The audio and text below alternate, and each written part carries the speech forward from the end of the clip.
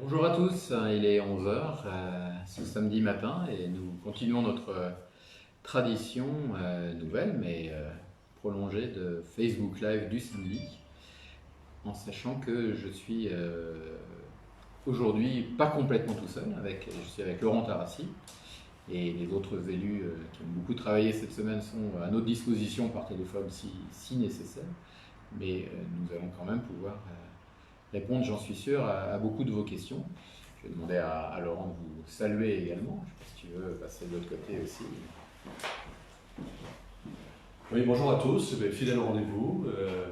Voilà, on va essayer de répondre à toutes vos questions et on va se donner quelques minutes, secondes pour attendre tout le monde. Et puis ensuite, voilà, on essaiera d'apporter, comme d'habitude, des réponses les plus claires possibles à vos questions. Merci.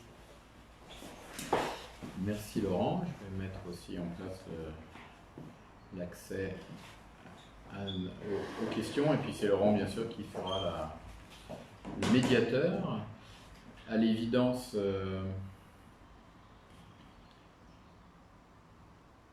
voilà. À l'évidence, les sujets d'actualité sont toujours ceux de la crise.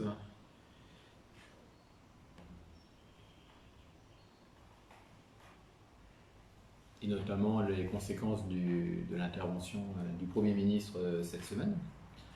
Donc tout ce qui est réouverture de services, maintien de contraintes, on peut l'aborder.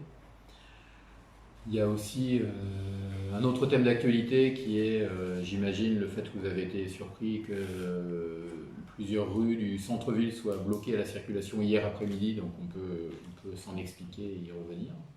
Et puis tout autre sujet d'actualité. J'intègre également mon anticipation le fait que vous avez donc vu que le dernier Facebook Live était le film du conseil municipal d'intronisation de la nouvelle équipe. C'était samedi il y a 8 jours. Et puis le prochain Facebook Live sera plus tôt que samedi prochain, il sera mercredi prochain à 20h30, puisque là aussi nous innovons et un conseil municipal traditionnel, maintenant avec un ordre du jour complet, sera également retransmis à partir de maintenant sur le Facebook Live. Donc on peut revenir aussi sur les sujets qui seront d'ailleurs à traiter. Donc ça fait, vous voyez, impact de la crise, blocage des rues d'hier, autre actualité et prochaines occasions de se rencontrer. Ça fait ces 4 thèmes. Alors, y a-t-il déjà des questions? Non. Pas encore. Donc je vais commencer sur ce que nous retirons spontanément des annonces du Premier ministre. Donc nous passons en phase 2 du déconfinement. Ça commence le 2 juin, voire un tout petit peu avant, et ça va durer 3 semaines. On est bien sur un assouplissement supplémentaire par rapport à la première phase, mais vous pouvez considérer que c'est parfois un peu compliqué ou manquant encore de toutes les certitudes. Je partage cet avis, donc on continue à faire au mieux. Alors pour être très synthétique, les services éducatifs donc de l'État, l'éducation nationale, ont déjà réouvert à Saint-Leu puisque nous avons accompagné leur réouverture en attribuant des moyens supplémentaires en nettoyage et en accompagnement d'animateurs. Ils vont donc continuer à réouvrir au fur et à mesure que les parents souhaiteront de plus en plus amener leurs enfants. Donc nous continuons à être à la disposition de l'Éducation nationale pour cette montée en puissance.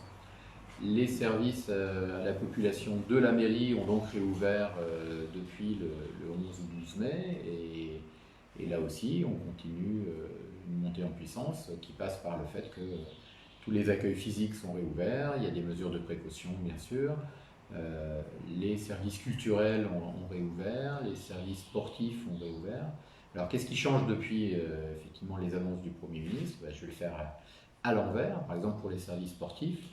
Donc on reste avec une contrainte qui est le fait que sont impossibles les sports collectifs et les sports de combat. Par contre, le changement, c'est que jusqu'à ces jours-ci, on ne pouvait pas envisager d'utiliser les gymnases, donc on n'avait ouvert que les espaces extérieurs comme le complexe Gousset ou le tir à l'arc. Maintenant, on peut envisager d'utiliser les gymnases. Donc ça va rajouter à la demi-douzaine de clubs qui avaient commencé à réutiliser nos complexes, ça va rajouter probablement aussi entre 6 et 10 disciplines nouvelles qui demandent déjà à utiliser le gymnase. Notre réponse va prendre quelques jours puisque nous souhaitons le faire sérieusement comme toujours, cette réouverture. Les moyens de nettoyage supplémentaires qui vont être nécessaires sont en train d'être évalués et nous allons le faire. L'organisation du planning des uns et des autres pour qu'il y ait un minimum, voire pas du tout, de croisement est en train d'être mis en place par le service sport et donc on va donner des réponses aux associations très vite. Ce qui change également, par exemple pour la base de loisirs, c'est que nous avons obtenu une dérogation dans le cadre de la phase précédente pour réouvrir à la base de loisirs la voile, le poney, l'acrobranche qui va commencer, mais aussi les promenades nature. Ça, c'était dans le cadre de la phase d'avant, qui est maintenant élargie avec les annonces du Premier ministre. On peut envisager de réouvrir la baignade. Par contre, comme c'est un gros morceau en termes de services et de sécurisation sanitaire, le syndicat intercommunal de la base de loisirs l'envisage plutôt à la fin du mois de juin, cette réouverture, parce qu'il y a vraiment un gros morceau à préparer. Alors si ça peut se faire plus tôt, ça se fera plus tôt et on vous en tiendra informé, bien entendu. Sur les services culturels, on continue dans la continuité et je reviendrai après sur les manifestations. Laurent avait une précision ou une question? Oui, une précision, mais tu peux rester là. Juste une précision sur les dates concernant donc tout ce qui se passe à la base de loisirs. Donc l'acrobranche est quand même la grosse nouveauté sur le secteur. Alors ça s'appelle le parc aventure de l'étang des Loups, je crois. Ouvrira mercredi 3 juin. Voilà, c'est la toute première, c'est le mercredi 3 juin. Vous retrouverez cette information sur la page Facebook de la base de loisirs elle-même, qui a aussi une page bien sûr. Donc voilà, mercredi 3 juin. Et concernant la voile et donc la SRC, Société des régates compétition sudoise, ça ouvre aujourd'hui. Voilà, c'est le tout premier jour, le 30 mai, et donc dans les conditions que Frédéric a évoquées avec vous. Merci beaucoup. Donc là, c'est effectivement la partie sport et loisirs. Alors, petite précision à anticiper également. Le parc de la Garenne, qui est juste à côté de la base de loisirs, a été fermé dans le cadre de la phase précédente pour deux raisons. Une raison sanitaire, puisqu'on était en zone rouge et que les parcs et jardins devaient être fermés. Mais aussi et notamment dans ce parc, il y a quand même des équipements sportifs qui, en termes de fréquentation sanitaire, ne sont pas neutres. Et puis il y avait une autre raison d'ordre sécuritaire, c'est qu'il y avait eu des coups de vent importants, des arbres tombés, et on est encore en train de finir de nettoyer les arbres tombés. Donc ce parc était fermé, et il est encore fermé aujourd'hui.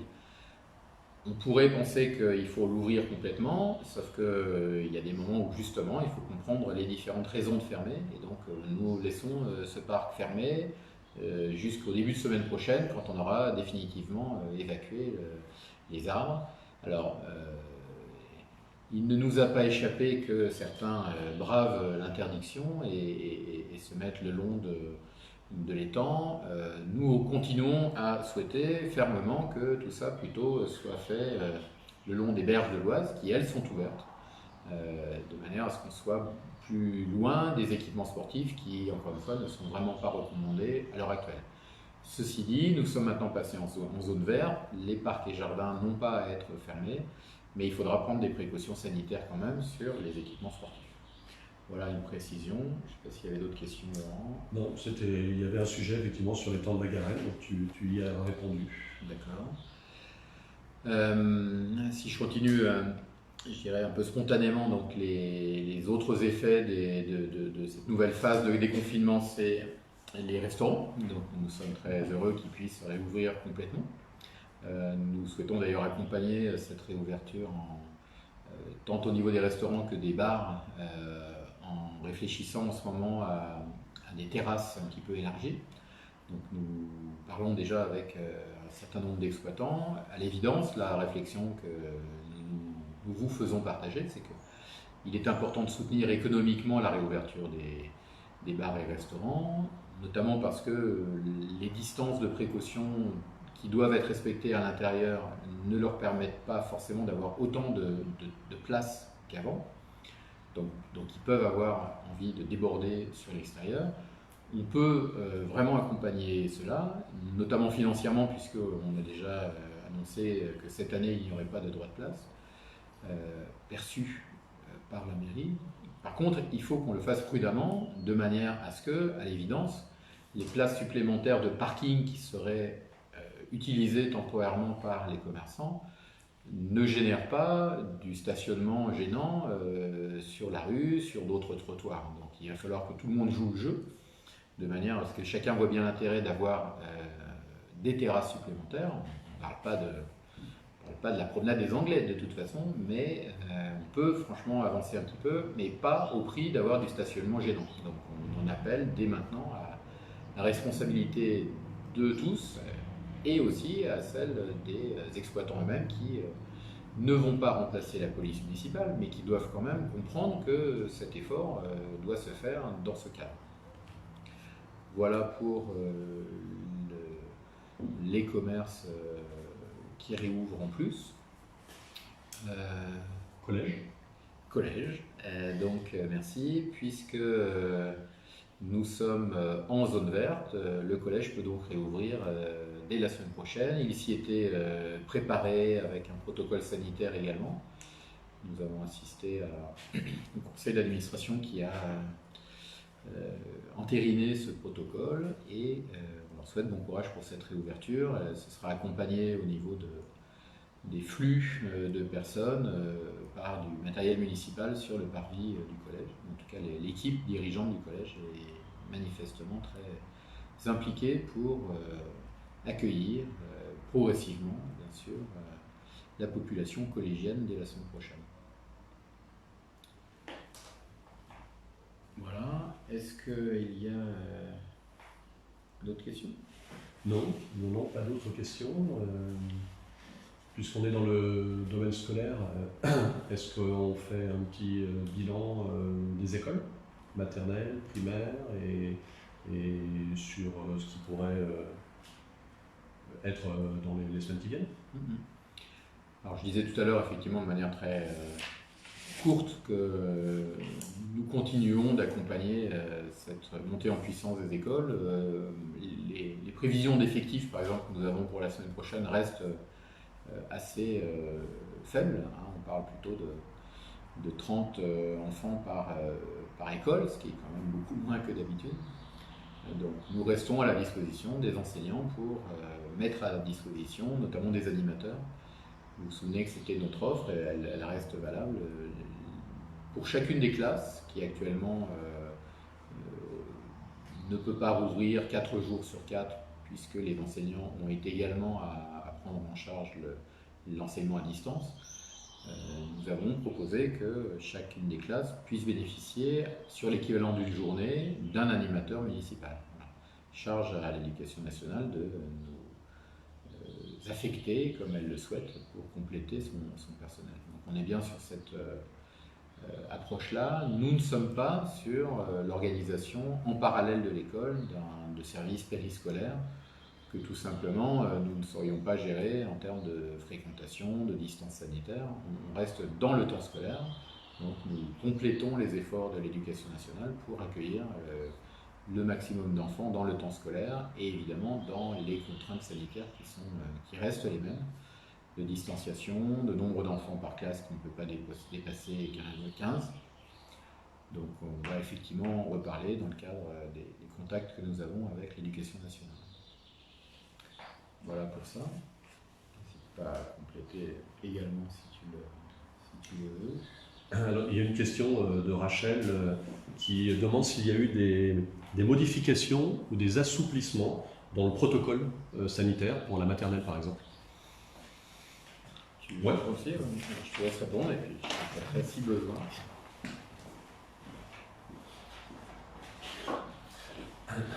Alors, avant de répondre à la question, on peut partir un peu plus large en fait.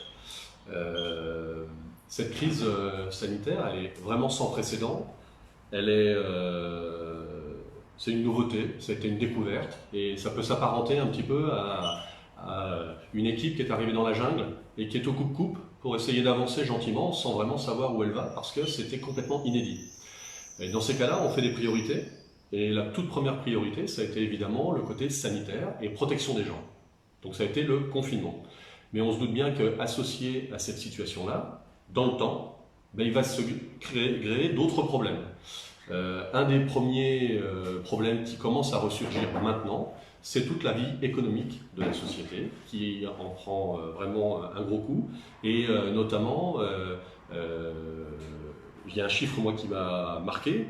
Le Premier ministre a évoqué que Pôle emploi avait vu plus 800 000 personnes dans ses effectifs.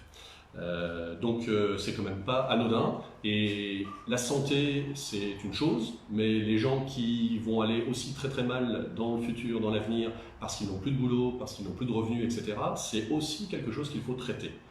Donc la reprise des écoles, elle est indispensable. Évidemment, il y a tout un tas d'autres sujets qui sont l'isolement à la maison, les enfants qui ne peuvent pas faire le travail à la maison à distance. Il y a eu, vous l'avez aussi suivi, des augmentations de problèmes familiaux. Donc voilà, ça a été plus 30% de déplacement de gendarmes à domicile.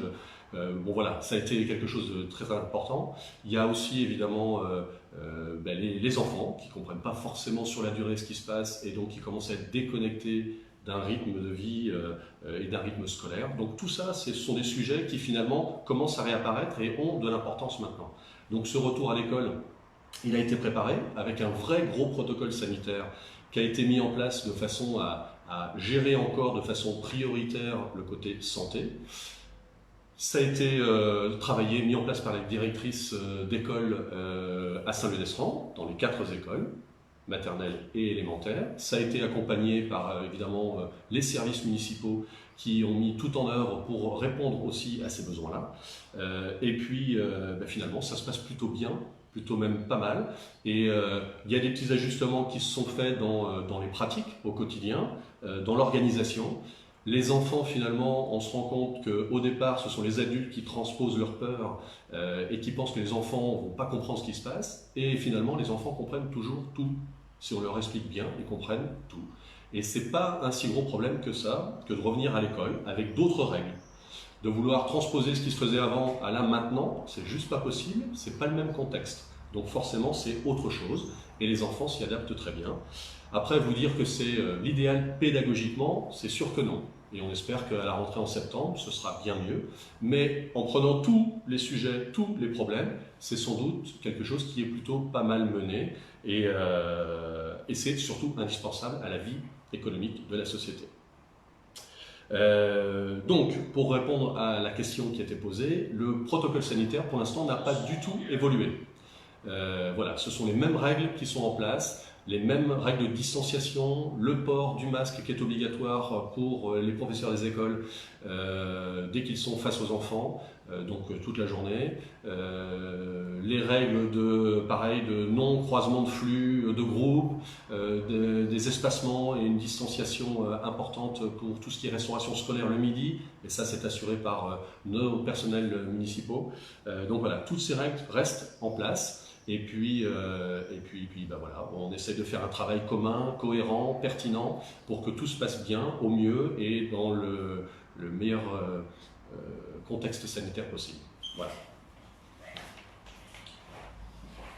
Merci Laurent, très bien plaidé pour ce retour effectivement à l'école qui est important. Il faut que tous les compartiments de la société redémarrent de manière homogène si on veut qu'effectivement on puisse passer à autre chose. J'en ai profité pour regarder les questions et notamment celles sur certains gestes d'incivilité, donc il faut tout à fait y répondre.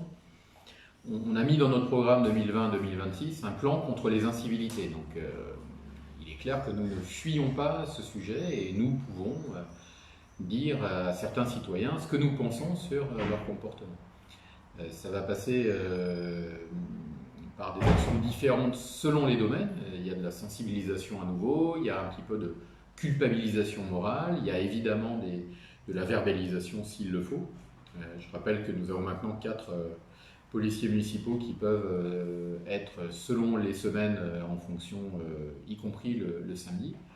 Nous avons bien sûr une écoute sur ce qui nous est signalé et tôt ou tard, on trouvera quelque chose à faire. Alors, il est évident que quand je dis ça, certains peuvent être frustrés, comme je le vois sur certaines questions, que par exemple en ce moment on trouve des masques sur les trottoirs ou même dans les propriétés si quelqu'un les balance. C'est évidemment inacceptable. Je ne peux pas comprendre pourquoi quelqu'un arrive à ce degré d'indélicatesse. Ça peut nous dépasser, mais ça existe, donc il faut être vigilant. Et je ne veux pas parler de délation, moi je veux parler d'information. Sachez que nous pouvons, si nous sommes informés, aller dans la bonne direction. On a également des réflexions sur d'autres formes d'incivilité qui au-delà du manque de propreté, existent aussi. Certains comportements liés à l'urbanisation ou autres, donc on sera très clairement sur ces sujets également.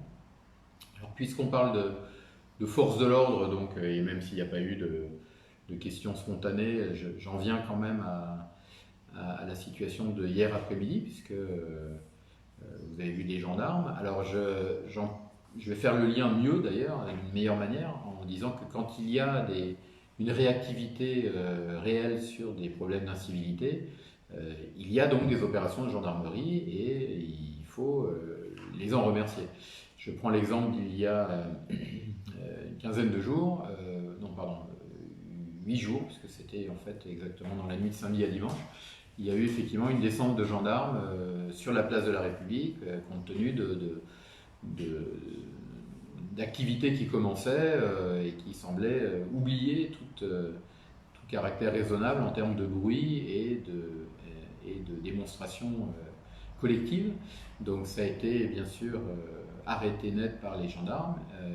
Et par contre, il faut garder, je dirais, pour les autres citoyens, une vue quand même un peu distante et détachée de ça. C'est-à-dire que oui, il y a des descentes de gendarmerie, c'est pas forcément le signe qu'il y a des drames absolus, mais c'est quand même le signe qu'il y a une réactivité de la brigade qui est d'ailleurs localisée sur Saint-Leu et avec laquelle nous travaillons très bien. Sur hier après-midi, j'y reviens, donc vous avez peut-être compris, en tout cas beaucoup ont pu constater qu'il y a eu la fermeture des rues de l'église, notamment, et aussi de 2 autres rues autour du cimetière. Donc il y avait effectivement des obsèques assez particulières au point de devoir effectivement procéder à des précautions d'ordre public. Nous parlons bien entendu de la suite de l'accident doublement mortel qui a eu lieu il y a 8 jours au sein de la communauté des gens du voyage, qui ont déjà quelques sépultures sur Saint-Leu-d'Esserand et qui ont demandé une sépulture de plus qui est parfaitement... ces sépultures sont parfaitement réparties dans l'espace du cimetière. Donc il y a eu des obsèques, des 2 jeunes qui sont décédés il y a 8 jours. Comme nous sommes dans un contexte assez troublé, qui continue à l'être, avec des incertitudes encore sur l'origine de l'accident, et il y avait quand même des précautions d'ordre public qui ont été prises par la gendarmerie avec l'accord de la municipalité, bien entendu, qui consistait à isoler la zone de manière à ce que le public qui était attendu puisse se répartir d'une manière qui permet quand même la distanciation. Alors évidemment, je sais que certains peuvent se dire qu'il y a des 2 poids 2 mesures. Alors c'est évidemment pas le cas sur la manière dont nous pouvons dire les choses. Les règles ont été rappelées à tous, certains les respectent moins que d'autres. C'est surtout dans le contexte d'enquête et d'éventuels règlements de compte qu'il était important d'isoler la zone. tout s'est très bien passé, les représentants de la municipalité, dont moi-même étions là, les familles ont été correctes et tout s'est bien terminé. Alors effectivement, c'est une fermeture de plusieurs rues et à la circulation pendant quelques temps. C'est une situation un peu dérogatoire aux contraintes que nous avons tous connues depuis plusieurs mois. Je les regrette. Je n'imagine pas que ça puisse arriver trop souvent. J'aimerais qu'aucune communauté ne soit en situation de déroger à ce point. Mais en termes de maintien de l'ordre, il y avait beaucoup plus d'intérêt à prendre ces mesures que de laisser une situation de trouble s'installer éventuellement. Voilà un petit peu sur les précisions qui peuvent être nécessaires, bien entendu, suite à hier après-midi. Est-ce qu'il y avait d'autres questions, Laurent Je peux répondre, si tu veux, à une des questions. Sur tout ce qui est incivilité, déchets.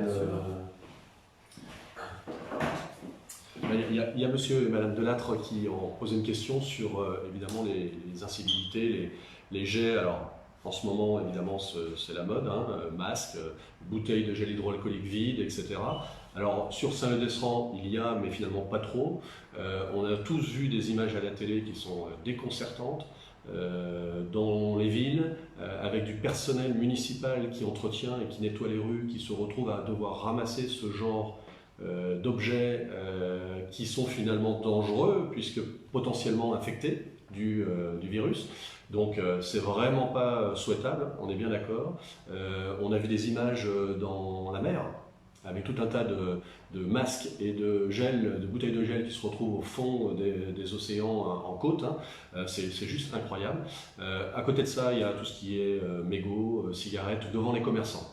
Alors, pour répondre à ça, et une question qui nous a été posée aussi en message privé sur Facebook, la page Facebook de la ville, pour répondre à ça, on est en train de monter un petit groupe de travail avec le directeur des services techniques aussi qui est impliqué, pour essayer de référencer les endroits devant nos commerces qui sont pertinents et voilà, on va essayer d'équiper assez rapidement de mobilier urbain, donc de poubelles adaptées qui permettent aussi de faire le tri, parce qu'on essaye toujours de mettre une petite connotation développement durable dans toutes nos actions. Mais voilà, on va essayer d'équiper tout ça et particulièrement devant la boulangerie Bolite qui est un peu démunie de ce côté-là, avec des gens, oui le contexte fait ça aussi, les gens attendent plus qu'avant dehors, espacés, et donc quand on a du temps, qu'on se retrouve numéro 7 dans la file d'attente, on a envie de griller une petite cigarette, et s'il n'y a pas de poubelle à disposition et proche, c'est forcément un mégot qui finit sur le trottoir, ou dans la pelouse, ou bref. Donc on va s'y atteler, vous avez bien fait de nous alerter, et on va essayer d'équiper le devant de nos commerces de la meilleure façon qui soit, à ce niveau-là.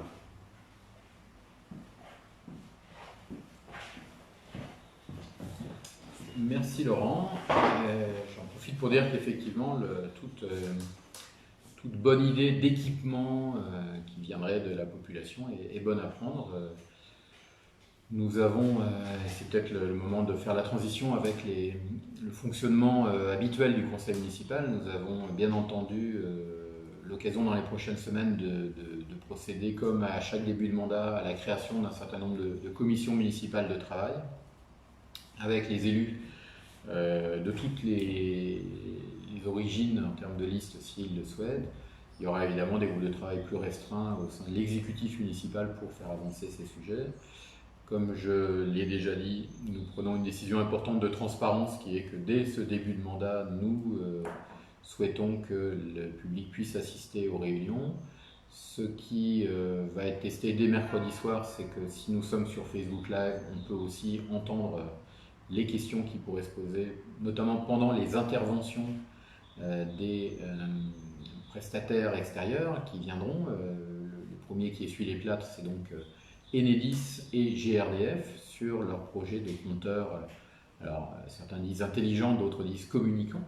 Ils vont faire une intervention qui en tout ne doit pas durer beaucoup plus de 3 quarts d'heure, donc on peut avoir des questions d'élus.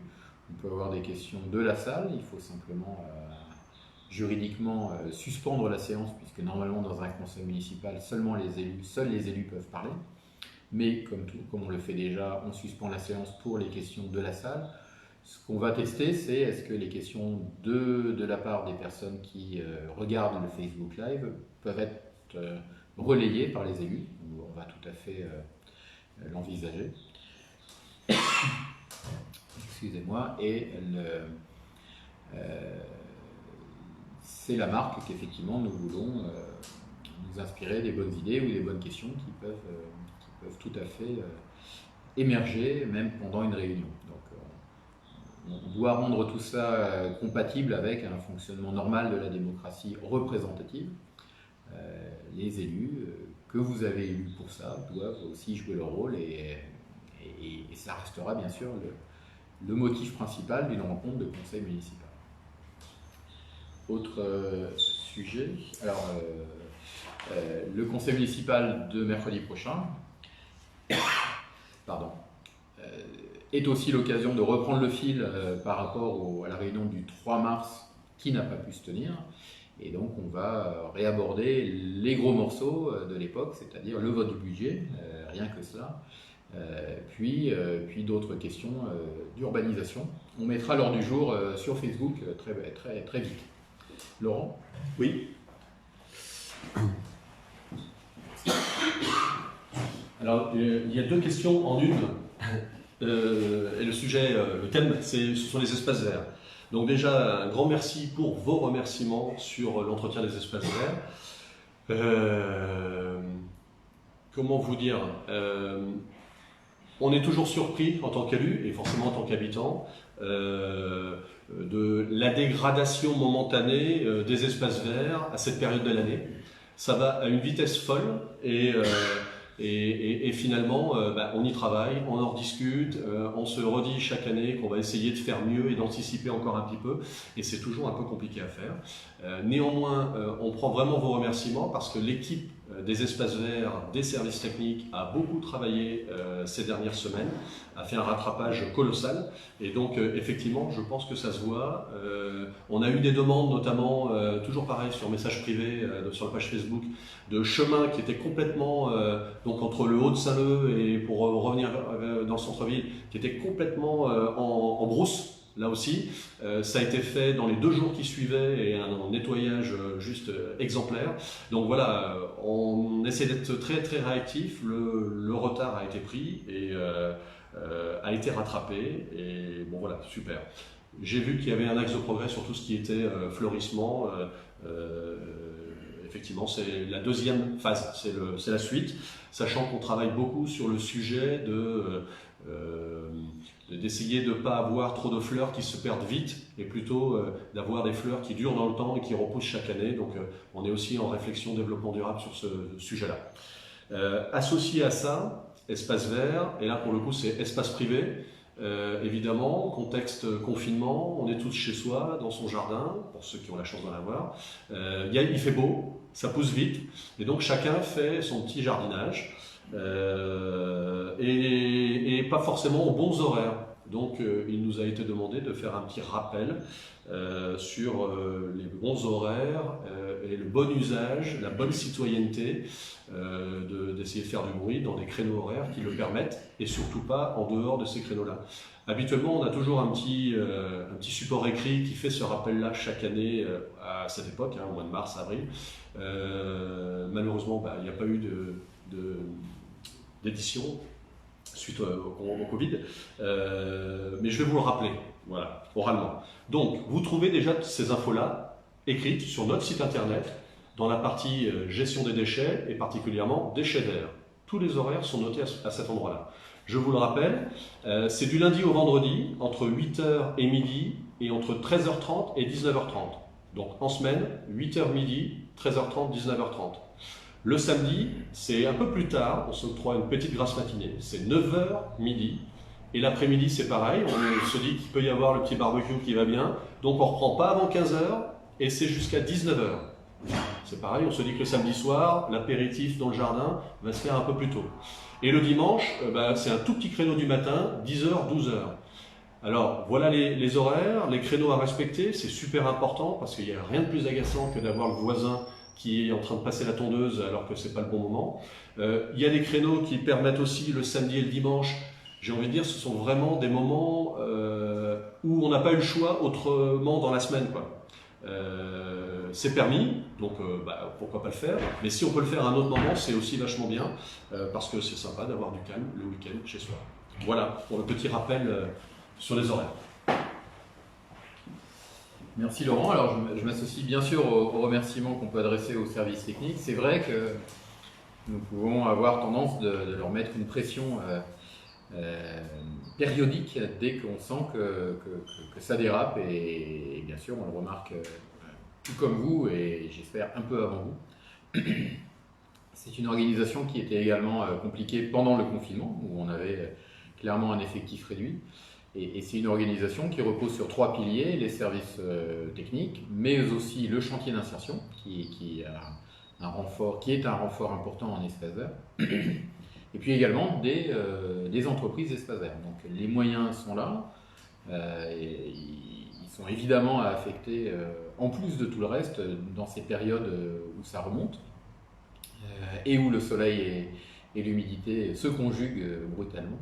Mais effectivement, ça a été fait et les rappels qu'il y a effectivement des plantes vivaces, c'est intéressant. C'est vrai qu'il va falloir peut-être faire évoluer l'équilibre global entre les endroits où il y a clairement de la couleur, mais obligation de replanter chaque année, et puis les endroits où il y a de la verdure, avec un peu moins d'entretien, et encore, il faut bien analyser ça.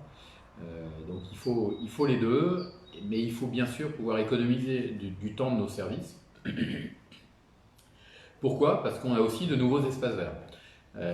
L'espace des berges, les 2 km en aval du pont, est un espace qui est maintenant aménagé en supplément de tout ce qu'il fallait faire aussi. Cet espace a d'ailleurs été nettoyé tout récemment.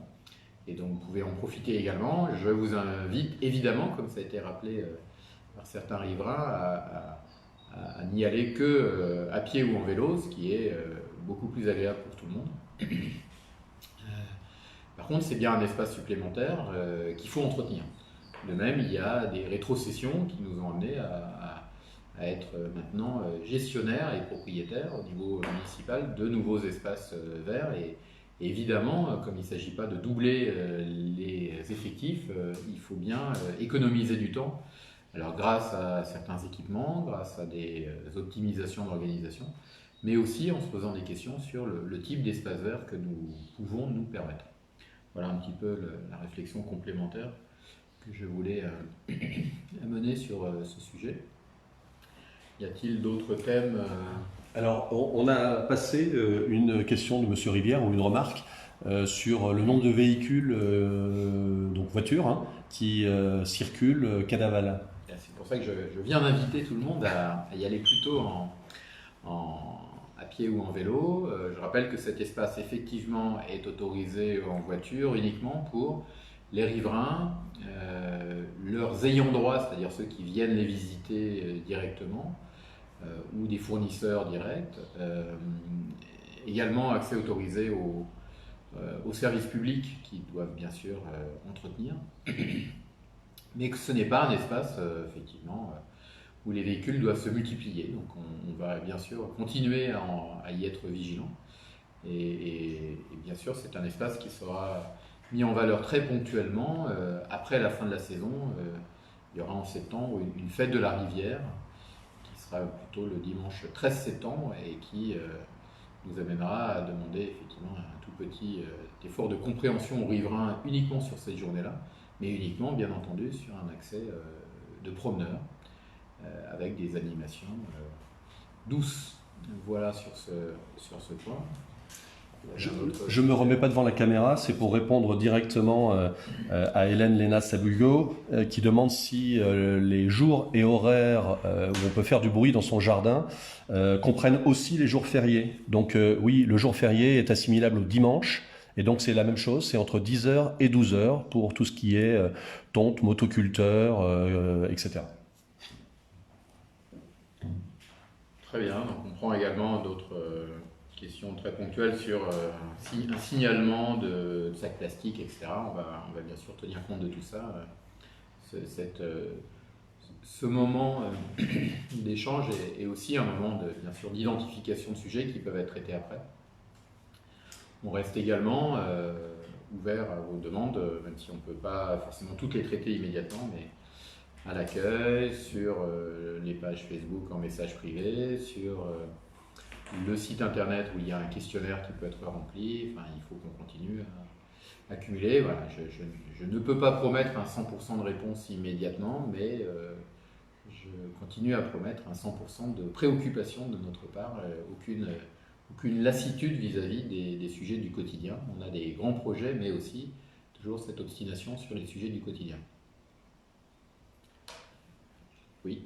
Donc oui, on nous fait un petit rappel sur un message de Catherine Hernandez qu'on n'a pas traité, et sur le fleurissement de la résidence autonomie et du patio notamment. Donc c'est noté, hein, c'est pris en compte, et évidemment on va en parler à l'équipe des services techniques et des espaces verts. Oui, avec un supplément de participation qui est que nous sommes en contact avec les résidents eux-mêmes qui, dans certains cas, peuvent donner un coup de main et pour lesquels c'est une activité supplémentaire qui permet de maintenir toutes les formes d'autonomie de la personne. Donc on va également compter sur eux, on va, avec la fin de la crise également, les revoir davantage et puis mettre en place, comme à chaque début de mandat, un conseil des résidents qui nous permettra de focaliser tous ensemble sur des projets en commun. Voilà pour ce qui s'appelle justement maintenant non plus la résidence personnes âgées, mais la résidence autonomie, et qui doit rester focalisée sur cet objectif. Alors, je vois plus d'autres questions qu'on n'aurait pas évoquées. Est-ce que tu veux, Frédéric, qu'on fasse un petit point sur, puisque finalement c'est derrière nous maintenant, sur la distribution masque? Avec plaisir, oui, parce qu'il y a eu, je ne sais plus si on a eu la session de lundi dernier était après, l'ensemble des sessions d'ailleurs était après le dernier Facebook Live du samedi matin. Donc, tu veux, je peux commencer. Si tu retrouves tes papiers. Oui, c'est ça. Voilà. Je t'en prie. Alors, d'abord pareil, un petit rappel de contexte, parce que c'est toujours bien de se situer dans tout ça. Le Premier ministre avait défini les missions des collectivités par rapport à ces masques. Des missions, on va dire, obligatoires, qui étaient d'une part de fournir de quoi protéger ses propres employés, donc fournir des masques à tous les employés municipaux, et d'autre part de s'occuper des personnes vulnérables. C'était les seules missions obligatoires qui étaient demandées. La partie distribution de masques au public de façon générale, c'est juste au bon vouloir des collectivités, celles qui en avaient les moyens, etc. Il se trouve qu'on a pu répondre aux trois même, aux trois passages, parce que nous avons eu donc des dons du conseil régional pour pouvoir faire une distribution tout public. Je laisserai Frédéric l'évoquer après. Je laisserai aussi Frédéric parler de la partie distribution aux employés municipaux. Moi, je vais juste faire un petit point, puisque c'est derrière nous, la partie distribution aux personnes vulnérables. Donc, elle a eu lieu de façon massive avec un déploiement d'élus et de parents d'élus le 9 mai. Et puis, ça a continué encore un petit peu après, parce que forcément, il y a du bouche à oreille. Et comme on ne connaissait pas toutes les personnes vulnérables de Saint-Leu-d'Estran, il y en a qui se sont manifestées en appelant l'accueil de la mairie, en appelant le pôle social. Et donc nous sommes allés chez elles les jours qui suivaient, etc. Donc pour votre information, aujourd'hui, là, c'est tout terminé. On a distribué 787 masques, donc en général 2 par personne vulnérable. Les comptes ne sont pas tout à fait exacts parce que quand on arrivait dans une famille qui comportait une personne vulnérable, souvent on donnait aussi au conjoint bien évidemment. Donc ça nous fait 351 personnes vulnérables identifiées et on a pu aller chez 321 personnes vulnérables. Donc on est assez content. Ça nous a permis aussi de faire un lien social, hein, au-delà de la distribution et du geste de donner les masques. Ça nous a permis de discuter, de prendre un petit peu de temps et de porter de l'attention. Donc ça c'est aussi très très important. Ben voilà, c'est intéressant et ça nous permettra d'avoir un suivi aussi dans les prochaines semaines, prochains mois, prochaines années. Dès qu'éventuellement il y aura des petites périodes difficiles, et ben on a lié un contact et ça nous permettra de le suivre et de l'entretenir. Derrière, la distribution grand public, elle s'est donc déroulée sur 3 journées. 2 journées où on vous a demandé de vous déplacer, le mardi 19 mai et le mercredi 20 mai. Et puis pour les retardataires ou ceux qui avaient des enfants et qui souhaitaient un masque enfant qu'on ne pouvait pas distribuer les 2 premières journées, on leur a demandé à cela de repasser au drive sur le parking du collège le lundi 25 mai. Ça s'est aussi très bien déroulé. Alors, on a été aussi sollicité dans les jours qui ont suivi ces dates-là, donc dans la semaine qui vient de passer. J'ai pas pu venir, etc., etc. Voilà, je remets tout le contexte. C'est pas obligatoire de fournir des masques à toutes les personnes.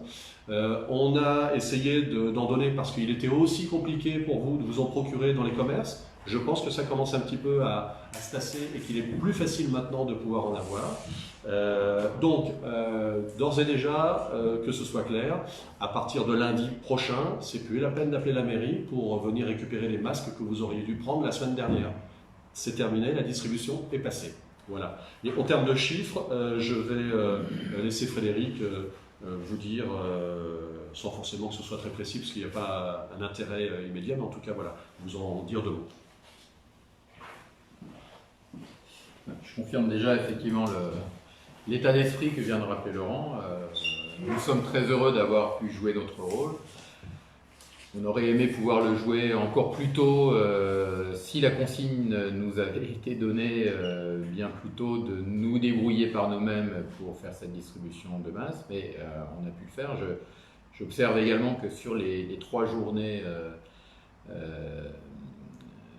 dont a parlé Laurent, il y a un chiffre supplémentaire qui est le chiffre de 2500. C'est que finalement, seules 2500 personnes sur les 4800 de la commune sont revenues.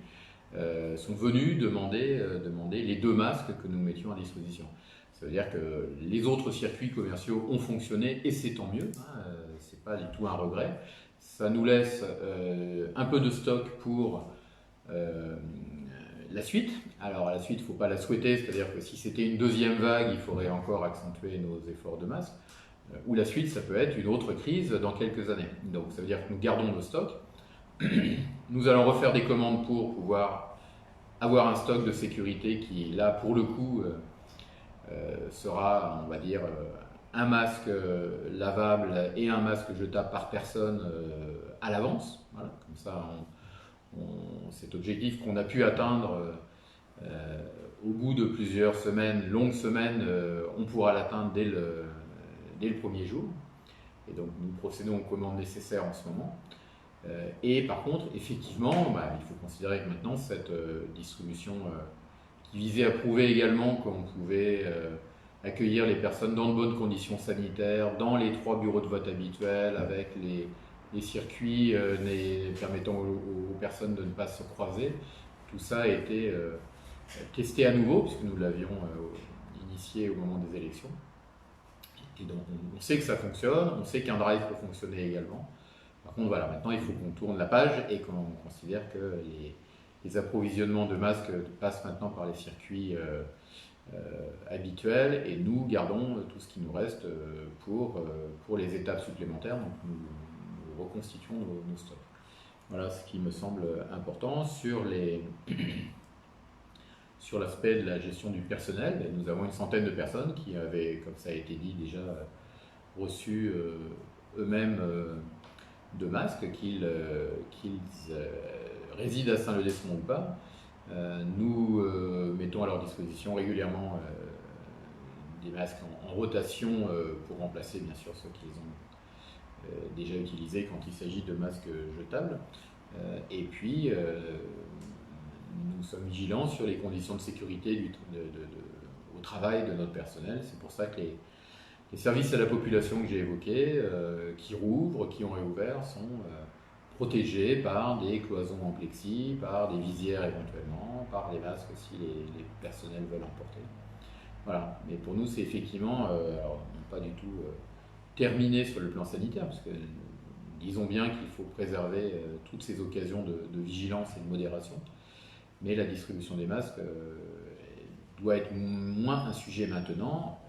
Les sujets qui nous restent, c'est la finalisation du retour à la normale en termes de services et l'accompagnement des acteurs économiques qui pourraient avoir été gravement touchés et également l'accompagnement de la population qui pourrait être sur un plan économique gravement touchée dans des situations d'emploi qui, bien sûr, ne concernent pas que des employeurs sur sein. La plus grande majorité d'entre vous, bien entendu, sont salariés à l'extérieur de la commune. Nous vous souhaitons le meilleur, mais la ville peut aussi aider s'il y avait des problèmes économiques nouveaux pour certaines familles.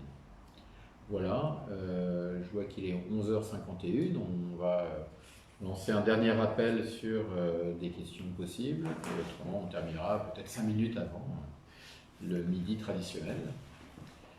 C'est sûr. Alors, il y a une remarque de Cécilio Rajoie qui trouve que les gens ne mettent pas forcément toujours leur masque. Et puis, quand ils le mettent pas forcément très bien. Bon, alors, je dis deux mots. En fait, il est bien de toujours prendre un peu de recul dans toute situation, en fait. Et c'est pas facile parce que là, pour le coup, on touche à la santé, on touche potentiellement à la mort, on touche à plein de choses, et ça développe chez les uns et chez les autres tout un tas de réactions qui sont juste incroyables. Et c'est même pas un jugement, il n'y a pas de jugement à avoir parce que c'est comme ça. Les masques, de ne pas porter un masque, j'ai envie de dire, c'est pas grave.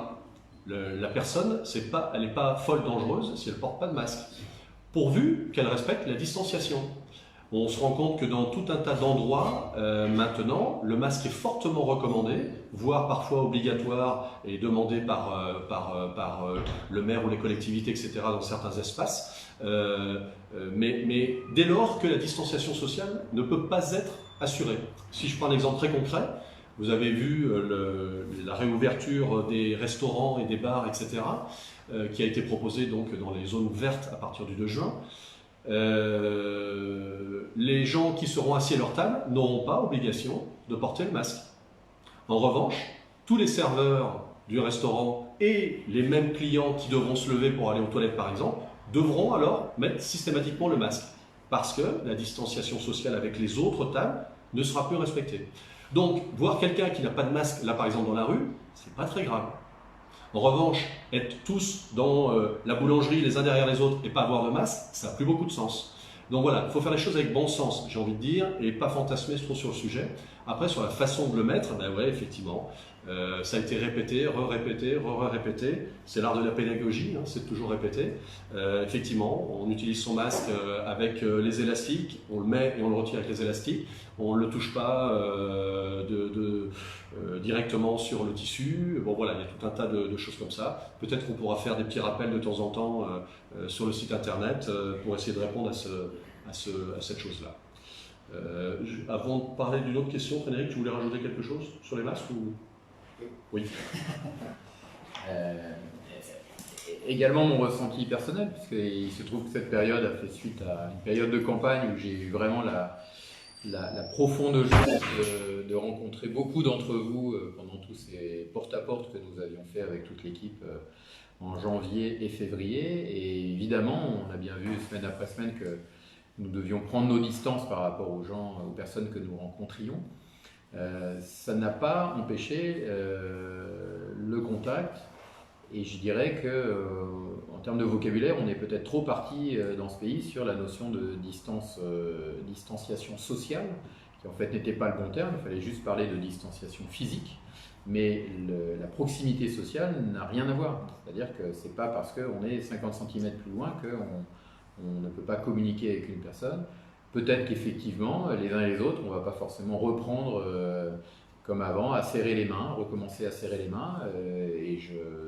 À l'heure actuelle, je peux changer d'avis, mais je trouve que si on prend tous cette habitude, ce n'est pas forcément une preuve de mépris, et même pas du tout une preuve de mépris. Donc réfléchissons quand même aux bonnes habitudes qui pourraient perdurer sans que personne n'y voit ombrage. De la même manière, les précautions de distance minimum dans certaines interactions et les gestes barrières d'hygiène semblent finalement une bonne leçon pour nous tous si on veut éviter que tout cela ne revienne trop vite. Voilà ma plaidoirie à mon tour. Deux dernières questions avant de finir pour respecter l'horaire. On voit qu'il est fait. Il y a une question géocaching que je veux bien démarrer parce qu'à l'époque, j'avais été un petit peu impliqué dans la chose. Je te laisse terminer parce que le sujet sera l'Office de tourisme. Et puis, l'autre dernière question, c'est au conseil de mercredi, y aura-t-il Enedis qui viendra parler de Linky? Donc, pour Monsieur Copin, et la question sur le géocaching. J'ai deviné à travers une question qui n'en était pas une, mais voilà, que vous voudriez savoir qui entretient les caches. Alors, il y a quelques années, quand l'Office de tourisme n'était pas l'Office de tourisme de l'Axo, mais celle de Pierre-Sudoise, notre ancienne intercommunalité, la directrice de l'époque, Clotilde Barrois, avait monté avec un résident des environs de Saint-Leu une activité géocaching à un moment donné. Et c'était, bon voilà, ça avait été assez intéressant. Et donc ce monsieur-là, je ne me souviens plus de son nom, était très très impliqué et entretenait un petit peu les caches. Je pense que ce sujet-là, alors déjà, je vous le dis d'ores et déjà, il n'est absolument pas géré par la collectivité, par la mairie. On ne s'occupe pas du tout de géocaching dans les environs de Saint-Leu. Par contre, je peux vous renvoyer directement vers l'Office de tourisme de l'Axo, qui, à mon avis, a peut-être toujours les contacts, parce que si Madame Barrois ne travaille plus à l'Office de tourisme de l'Axo, d'autres personnes qui travaillaient à celle de PSO à l'époque, y sont toujours maintenant, donc ils pourront sans doute vous renseigner. Donc voilà, je vous engage vivement à appeler l'Office de tourisme. Et puis si tu veux rajouter quelque chose là-dessus, Frédéric, et sinon, Linky. Oui, c'est un beau sujet. Effectivement, j'avais rencontré à l'époque le particulier qui s'occupait de l'initiative que Léon a rappelée. Je confirme que l'Office de tourisme peut tout à fait prendre ça en charge en termes de coordination ou d'impulsion. Ça fait partie d'ailleurs des idées originales que l'Office peut avoir par ailleurs. Vous vous souvenez qu'ils avaient initié une opération il y a quelques mois dans tout le territoire de la communauté d'agglomération sur le fait de remplir des bocaux de mégots et d'avoir des cadeaux dans le cadre de cette opération citoyenne. Donc ça peut apparaître toujours particulier à certaines personnes qui pensent que cette situation ne devrait jamais arriver, mais voilà, quand on est amené à vouloir montrer quelle ampleur a l'incivilité, ça passe parfois par des opérations paradoxales comme celle-là, qui sont d'accumuler des mégots dans un bocal. L'Office de tourisme, parce que j'en suis vice-président délégué, prépare aussi une opération sur l'ensemble du territoire qui même s'inscrit dans une campagne pour l'été qui consiste à miser sur le fait que la population française va peut-être moins partir dans des vacances lointaines et prolongées, mais être peut-être plus ouverte à venir en week-end ou pour quelques jours, notamment dans des régions comme la nôtre qui sont proches de la région parisienne qui est très peuplée. Donc il y a une campagne d'affichage et de spots en préparation qui mettra en valeur notre territoire et notamment ses atouts bleus et verts, je dirais, de promenade et de nature très proches. Donc on espère bien que notre territoire communal sera bien sûr mis en valeur comme celui de nos voisins par l'Office de tourisme. Et puis pour en terminer, puisque la cloche sonne, effectivement, au conseil de mercredi soir, je pense l'avoir dit tout à l'heure, mais c'est important de confirmer, nous commencerons la séance par l'intervention de 2 intervenants, Enedis effectivement pour le compteur Linky, et puis GRDF pour le compteur Gaspard. Dans les 2 cas, le déploiement a été suspendu pendant la crise, donc on se retrouve dans la même situation que celle qu'on aurait eue s'ils étaient venus le 3 mars, comme c'était prévu au dernier conseil municipal. Donc on a le temps d'en discuter, chacun aura le temps de s'exprimer, de prendre éventuellement ses décisions pour accepter ou pas ces compteurs. Dans tous les cas, les contacts que nous avons déjà avec ces prestataires montrent qu'ils ne sont pas là pour passer en force et pour imposer. Par contre, je pense qu'ils ont effectivement des arguments pour faire valoir l'intérêt de ces compteurs. À chacun de voir si l'intérêt est plus important ou pas que les inconvénients qui pouvaient être exprimés. C'est à eux aussi d'expliquer que les inconvénients sont peut-être moindres que ce que certains avaient pu penser. Voilà. Donc un peu de suspense. Donc venez mercredi soir d'une manière ou d'une autre et on en reparlera à ce moment-là. Voilà, donc pour ne pas trop déborder. Merci à nouveau à Laurent Terrassi et rendez-vous dès mercredi soir et par la suite nous verrons effectivement si nous devons maintenir le rythme strictement hebdomadaire ou si on peut étaler un petit peu plus, en sachant qu'avec les conseils municipaux qui vont se succéder, on aura d'autres occasions de se voir puisqu'il y aura également un autre conseil avant la fin juin dont le jour reste encore à trouver avec les conseillers municipaux, mais ça veut dire qu'il y aura aussi une autre occasion, en dehors du samedi matin, de se revoir. Voilà, merci à tous. Laurent avait un mot, non? Non, très bon week-end ensoleillé et au plaisir de vous voir ou de vous parler à travers une petite vidéo. C'est ça. À très bientôt. Bonne journée. Au revoir.